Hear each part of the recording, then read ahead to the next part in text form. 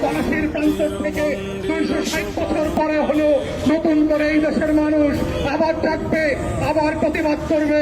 যদি মনে করে থাকেন পুলিশের গাড়ি দিয়ে, ভেহিকেল দিয়ে, কানুন দিয়ে, র্যাবের গুম খুনের ইতিহাস দেওয়া করে, পিডিআর সেনাবাহিনী দিয়ে বাংলাদেশের 20 কোটি মানুষের স্বাধীনতার সম্ভাবনা আকাঙ্ক্ষাকে হত্যা করবেন, প্রকাশ স্বর্গে বাস করছেন, বাংলাদেশের মানুষকে চেনেন নাই।